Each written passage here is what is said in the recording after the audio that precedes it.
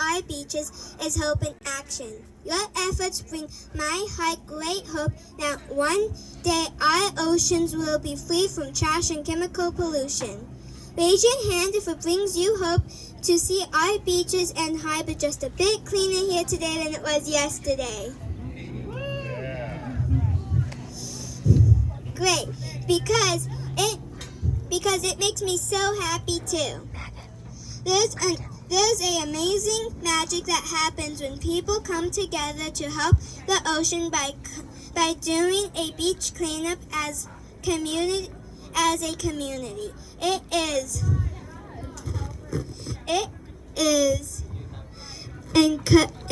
encouraging to. No, it is amazing to the. It is amazing to me, and I think it's lovely. Thank you. Yay!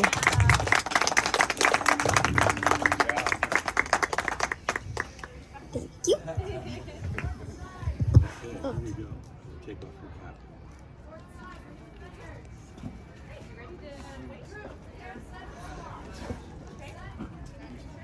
All right.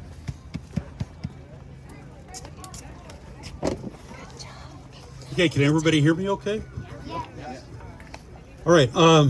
As she said, my name's Dennis Kelly. I was a professor at Orange Coast College in Costa Mesa, and for 36 years I did research on these dolphins right here, coastal bottlenose dolphins that live right along the beaches. Have any of you seen the dolphins when you've been out the beach before? Those are the dolphins that I studied. First of all, I want to thank Stand Up to Trash and Vicki for inviting me today. It's really nice to be able to come out and see all that you're doing. An amazing collection of trash that was picked up. I also want to thank Kaylani. Kaylani's an inspiration. And thank all of you for coming out, because it really does make a difference. What you did today has not only local importance, it has national importance, and believe it or not, global importance, because some of this trash that you picked up doesn't stop right here. If it doesn't get picked up, it can actually end up in the middle of the Pacific Ocean in what's called the Pacific Garbage Patch. And we don't want to add to that anymore. That's an area roughly the size of Texas that's accumulated trash because of oceanography. So anything you can do to slow that down is extremely important. Okay, I want to talk a little bit about these coastal dolphins that I did research on for 36 years. First of all, they are our local closest marine mammal neighbors, and that's because they literally patrol the beach. The sea lions, I know, can come up on the beach, but usually they don't. Usually sea lions stay out on offshore rocks or actually at Channel Islands, whereas these dolphins are here all day, every day. Usually they occur in groups of anywhere from 7 to 20, and what they do is they patrol the coast looking for food. And when I first started this research back in 1977, what I imagined, because I was a scuba diver, is that the dolphins probably went from kelp reef to kelp reef looking for fish, because if you're a diver, that's where you see most of the fish. Well, what I forgot is if there's a rocky reef and there's kelp, the fish can hide in the kelp or they can hide in the rocky reef. So what the dolphins do is they basically move from one sandy bottom area to another, and then they act like cowboys. They literally round up fish, they herd fish, and very often they'll herd them into basically turbidity that's coming off the shore. And then as soon as they get them all in one place, they attack them, everybody gets something to eat. And believe it or not, they only spend about 1/5 of their day feeding. They're so efficient, they're so good at what they do, that the rest of the day they spend traveling or playing, or maybe some of you have seen them surfing before. They love to surf, and they're really excellent surfers, and they were surfing long before people arrived on these shores. The dolphins are pretty big. An adult male can be 11 to 13 feet. A female can be anywhere from 8 to 10 feet. They can weigh anywhere from 400 to 600 pounds. So we're talking about a really big animal. But you don't have to worry about them, because they are curious about humans. And very often they seek out humans. In fact, that's how I got my start doing this. I had a student one day ask, what are the dolphins I see every day when I go surfing? And my first response was, you go surfing every day? And the guy said, yeah, I go out surfing every day because I live in Newport, and almost every day I see the dolphins. And he said, well, what are those dolphins? And at the time, I said, I'm not really sure. I don't know. What do they look like? And he described them, and they sounded like bottlenose. I knew what bottlenose are. So that's why I started the research, and we started going out on boats. Come to find out, these dolphins actually live along the coast. In fact, they live usually just outside the wave break, but they travel up and down the coast looking for food or playing with kelp or whatever. And as a result of that, almost anybody along the coast can see them. Now, when I started the research, the furthest north they occurred was Palos Verdes Peninsula. Does everybody know where that is? That's as far as we saw dolphins, all right, at that time. But by the 1980s, they were being seen in Santa Monica Bay. And then by the 90s, they were up off Santa Barbara and even Monterey. Guess how far north they go today?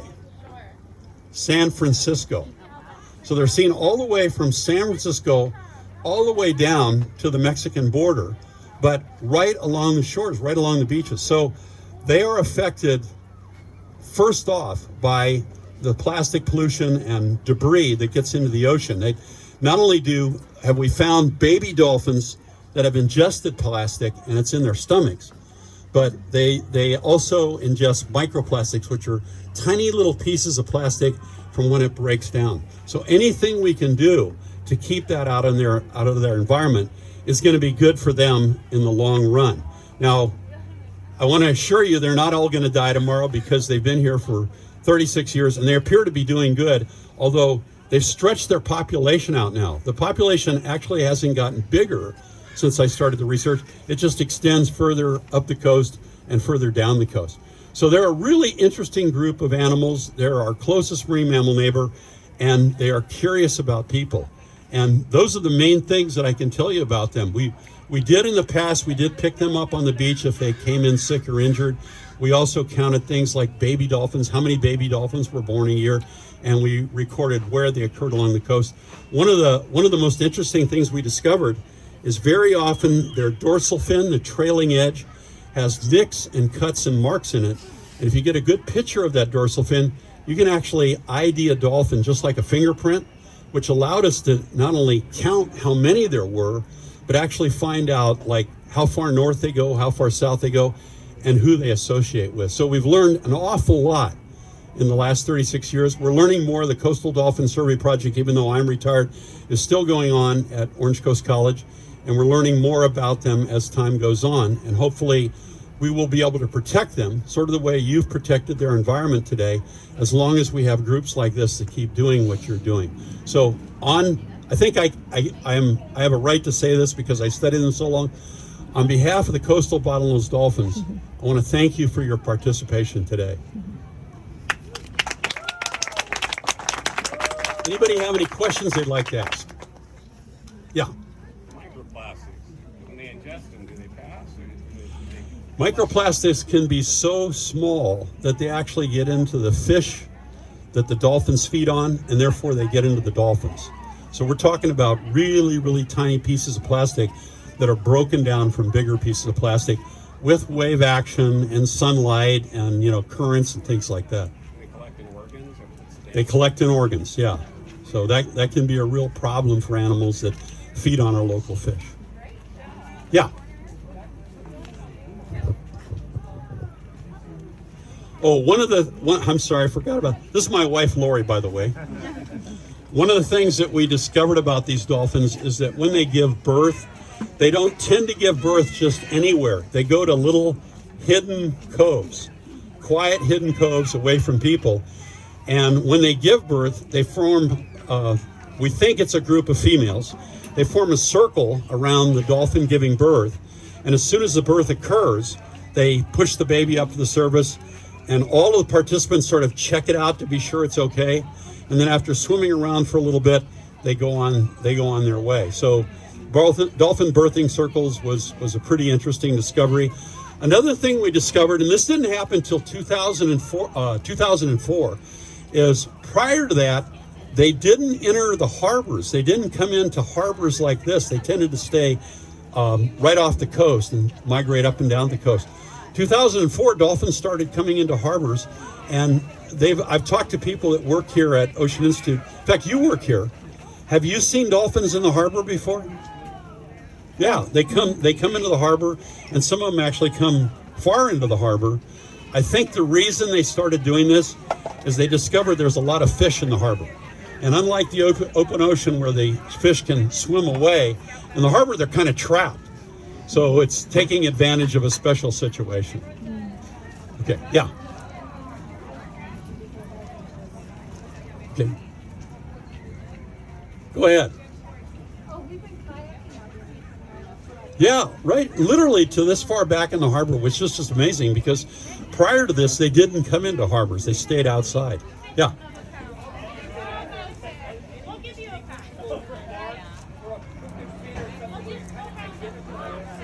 Oh, absolutely. In fact, there's a dolphin right now off our coast called Patches, and it has a very unusual patchy color combination on its skin, and it's really easy to identify.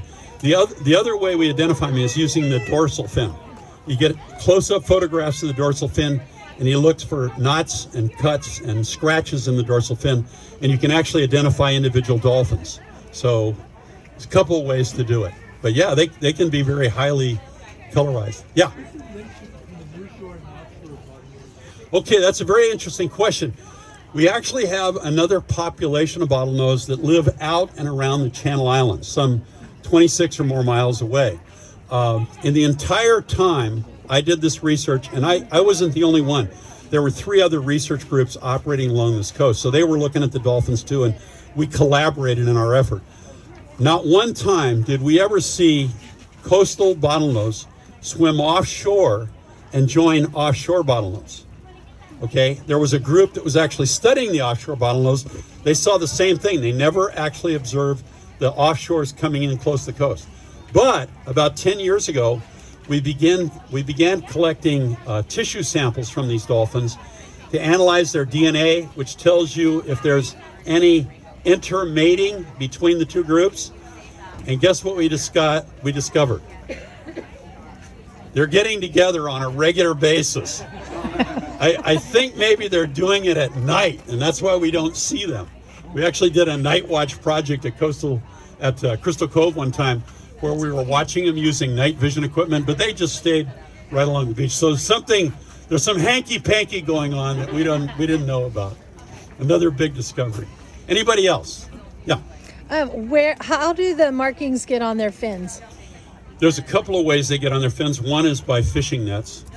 Sometimes they run into fishing line that's discarded and things like that. They get bitten by a number of different animals, and occasionally they will fight with each other. And that's how they acquire these notches. What's interesting is the notches stay there. And even if they acquire additional notches, you can still identify an individual based on the first 2. The trouble is, if they don't have 2, we put them in a special file called the single notch file. We wait, but that's how you can identify them. Okay, anybody else? Yeah. What kind of diseases do dolphins face? Almost all the same diseases that humans face. They can get cancer. They can get infestations of parasites. They, believe it or not, they sometimes get ulcers. In the case of the big oil spill that we had at Huntington Beach, they can actually ingest fish that have oil in it, and that can make the dolphins sick, or at least quit feeding, which is not good for them. Do they get are they getting a higher rate of like skin cancers and things like that? Not a higher rate, but occasionally we'll see skin cancers in them. Kaylani, yes. Can they get COVID? Can they get COVID? That's a really good question. Well, you know what? That's an excellent question. We don't know that yet. We don't know if they can get COVID. Yes.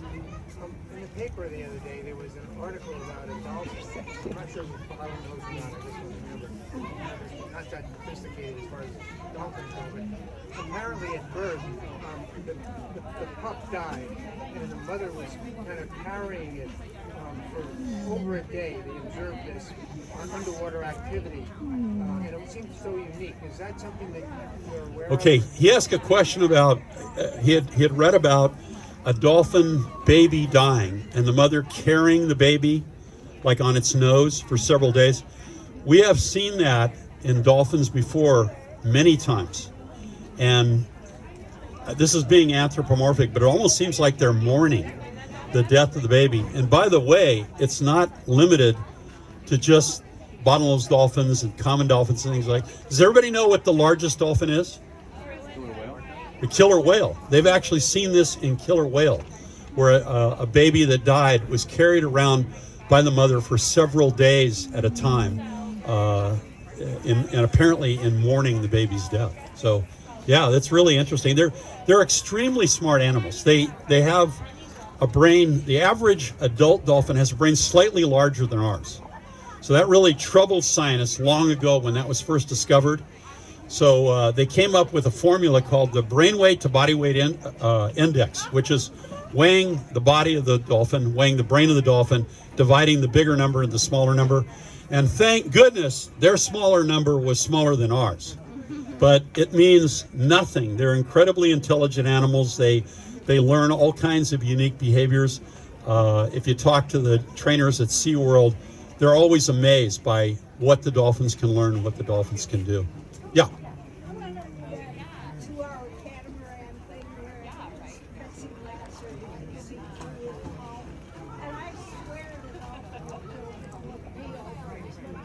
Oh yeah, if you're out on a whale watch boat or your own boat and they start riding the bow, they love to ride the bow because, I don't know if you know this or not, but they're pushed along. There's a wave in front of the bow that's pressure because the boat's moving through the water. Well, they can actually put their tail into that wave, and that actually gives them a free push. So very often when they're riding the bow, if you bend over and look down at them, you'll see them roll over and look at you because they're fascinated with us. I mean, think about it. They live here. They're intelligent creatures. We live here. We're intelligent creatures, except we tend to live on the land. They live in the ocean. So they're fascinated by us. I think the problem is they never know what to expect from us. Because, you know, sometimes people do what you're doing. You come out today, you help clean their environment. Sometimes they do other stuff. So, you know, they never know what to expect from humans. Yes? How much did you actually get to interact with the dolphins? Like, I know you went out on boats, but did you ever get to get into the water with them? Or how much of your... Okay, she asked, how much did I personally get to interact with the dolphins? I spent a lot of time on boats. So we did have dolphins actually come up to the side of the boat or come up to the front of the boat and take a free ride or look at us and stuff like that. The only close contact I ever had with these animals was when I was 18 and I was a surfer, but I was a brand new surfer, so I didn't know that much yet. And I took off on a wave at Huntington Beach and a dolphin surfaced right next to me. I mean, literally like about 3 feet away. It scared me so bad, I jumped off the board. Well, this is at the time before surf leashes that attaches the board to you. So, of course, my board went into the beach. And the other surfers nearby said, what are you doing? And I said, well, did you see that thing just surface there? And he goes, yeah, that's a dolphin, idiot. They're not going to hurt you. And I was like, oh, okay. That was my first interaction. And then my only other interaction was at places like SeaWorld or Marineland a long time ago. But we decided from the very beginning that our research shouldn't be intrusive. So what we did is when we sighted them, we would stop the boat, we would turn off the engine, and we would just watch them, sometimes from a quarter of a mile away. Try to figure out what they're doing, like what's going on right now. Sometimes you'd see them surfing, like these dolphins are doing right here. Sometimes you'd see them playing with kelp and things like that.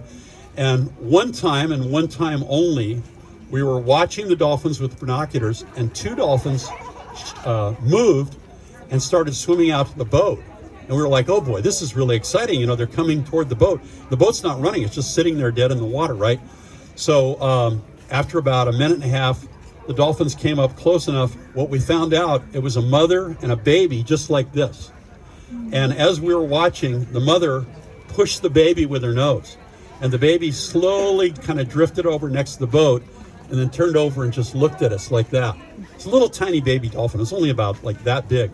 And what was ironic about this is the 5 people aboard my boat, including me, we all had cameras. Guess how many photos were taken of that incredible event? The answer is 0. We were all just sitting there going, what is going on? This little dolphin, its mother brought it over, and then sort of like, take a look at the humans, you know, like, these people are okay, so take a look at the humans. Anybody else? Okay, well, again, Kaylani. Can dolphins do math? Can dolphins do math? You know what?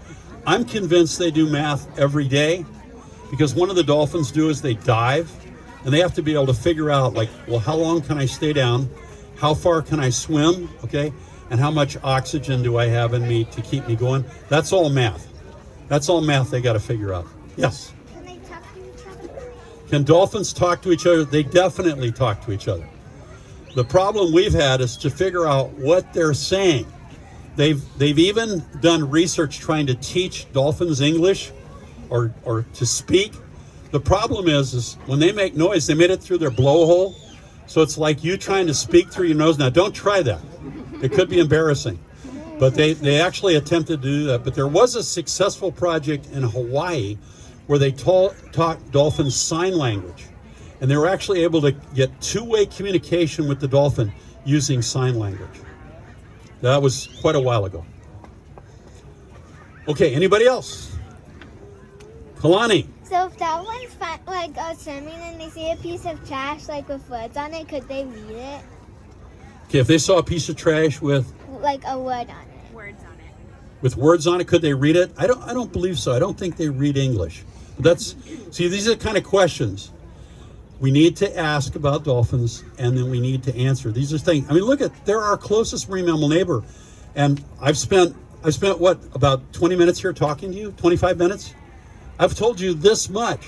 Here's how much there is to know about these dolphins, and they're our marine mammal neighbors. So hopefully people like Kaylani and Ryan, where's Ryan right now? He left. He had to leave. Okay, hopefully they will grow up, do research on the dolphins, and then someday you can give a talk to us about what you've learned.